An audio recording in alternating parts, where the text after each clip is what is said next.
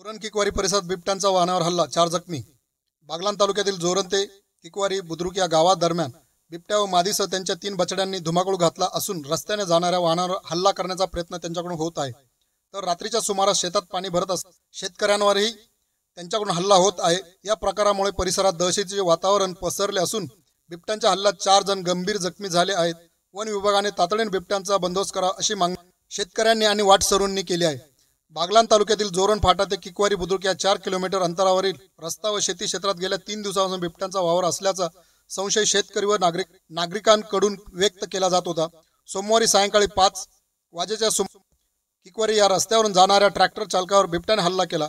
त्याच वेळी पाठीमागून येणाऱ्या दुचाकी वाहनावर बिबट्याने हल्ला केला. यात किकवारी येथील प्रल्हाद तानाजी मजदे, सोनाली शरद सोनवणे, अशोक कारभारी आयरे, तळवाडे दिगर येथील बाप्पू डोंगर पवार हे जखमी झालेत. प्रत्यक्षदर्शनी हल्ला पाहणाऱ्यांकडून सांगण्यात येते की 2 बिबटे व त्यांच्याबरोबर 3 बछडे या परिसरात वास्तव्यास आहेत. या गावाजवळून हत्ती नदी असल्याने नदीच्या परिसरात त्यांचे वास्तव्य असल्याची भीती व्यक्त केली जात आहे. बिबट्याने हल्ला केला त्या ठिकाणापासून काही अंतरावरच किकवारी बुद्रुक गाव आहे. त्याच ठिकाणी इंग्लिश मीडियम स्कूल व पोल्ट्री फार्म असल्याने सर्वत्र घबराटीचे वातावरण निर्माण झाले आहे. सध्या स्थितीत रात्रीची लाईट असल्याने शेतकरी पिकांना पाणी देण्यासाठी शेतात काम करतात.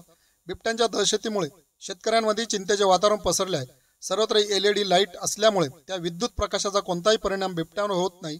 दुचाकी अथवा 4 चाकी वाहनांचे इंडिकेटर अग्नी यापासून बिबट्या पळ काढतात. अशा कोणत्याही सुविधा या परिसरात नाहीत.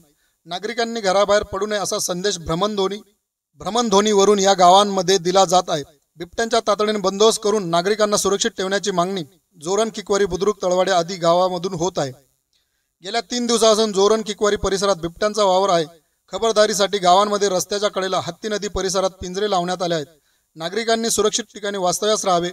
बिबट्याला पकडण्याचे प्रयत्न सुरू आहेत असे वन क्षेत्रपाल बागलाण PV खैरनार यांच्याकडून माहिती मिळते. RV न्यूज साठी सचिन सोनने, बागलाण.